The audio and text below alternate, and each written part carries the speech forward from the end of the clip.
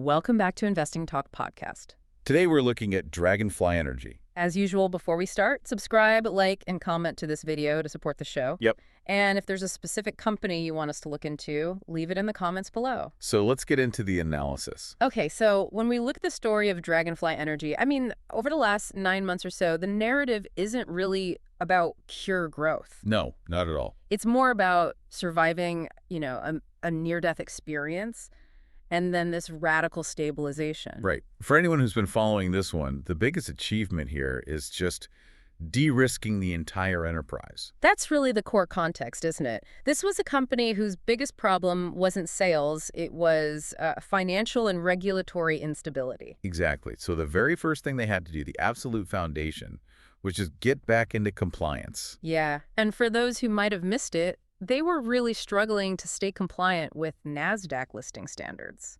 And that threat of a potential delisting, that puts just intense pressure on any stock. It doesn't matter how well the business is actually doing. Which is why the news back in October and November of 2025 was so huge. The confirmation that they'd regained full compliance. It's massive. It just immediately takes the worst-case scenario off the table. It stabilizes everything. And maybe more importantly, it lets management finally shift their focus from just surviving back to, actually selling batteries. A huge psychological hurdle cleared for investors. But that was only possible because they did something even more fundamental. Their balance sheet. They completely transformed the balance sheet.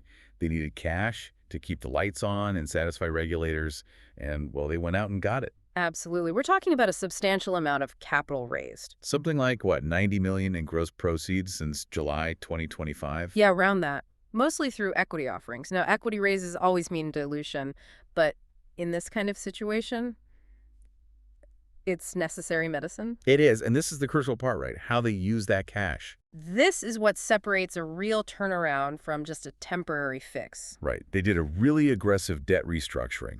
They went and prepaid $45 million of their senior term loan. Just a straight-up reduction of their obligation. Exactly. But then they did something else, something a bit more clever with the rest of the debt. The preferred stock exchange? Yep.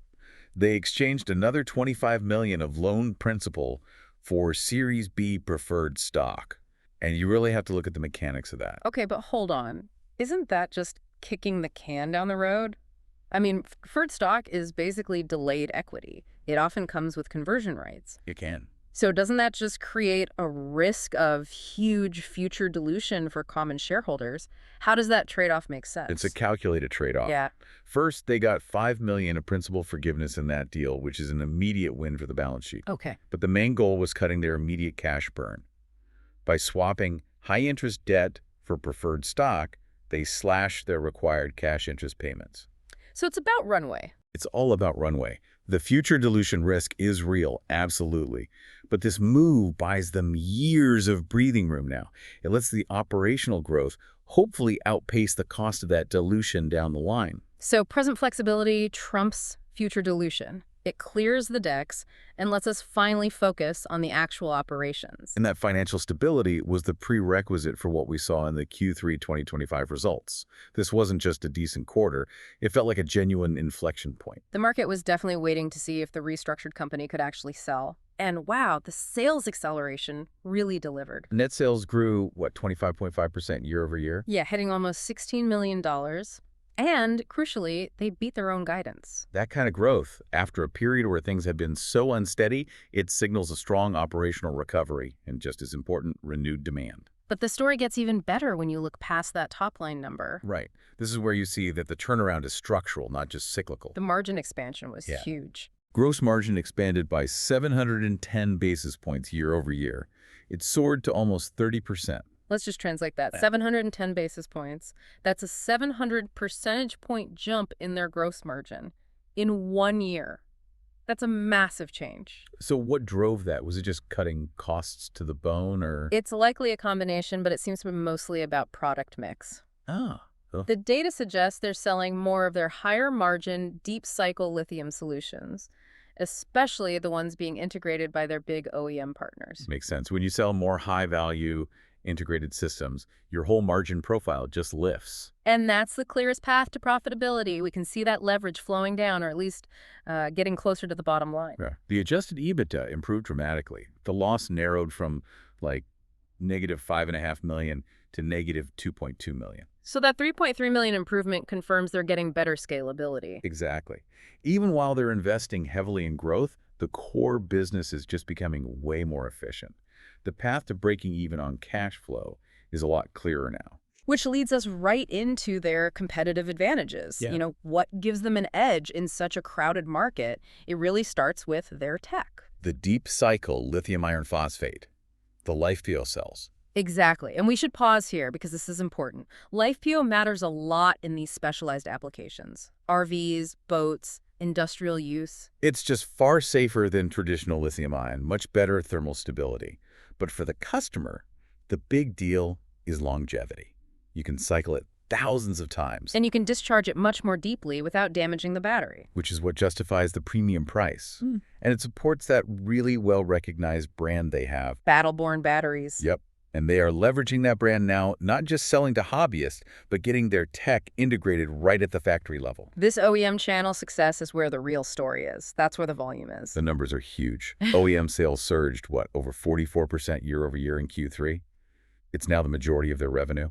That shift is so critical. I mean, when you're an OEM supplier, your product is integrated into a multi-$100,000 asset, an RV, a boat. And the wins are real. They have new arrangements with affiliates of Thor Industries. That's the biggest name in the RV world, a massive validator. But the WorldCat example might be even more exciting. Oh, yeah. They're integrating a huge 540 amp-hour system as standard equipment on one of their models. Think about that. If you're buying a $500,000 boat, you expect reliability. Once that power system is built into the core architecture. It is incredibly sticky revenue. A competitor isn't going to displace them easily. But it's not just RV and marine. The most compelling new market, the one that just screams future growth, is their move into heavy industry. Rail signaling. Rail signaling. It's industrial electrification with a very, very long runway. So much of that critical infrastructure still runs on old lead-acid batteries. And they have a partnership with National Railway Supply, which gives them a direct channel into those North American rail customers. Instant scale. But here's the really smart part. The regulatory angle. This is where their competitive advantage really starts to solidify.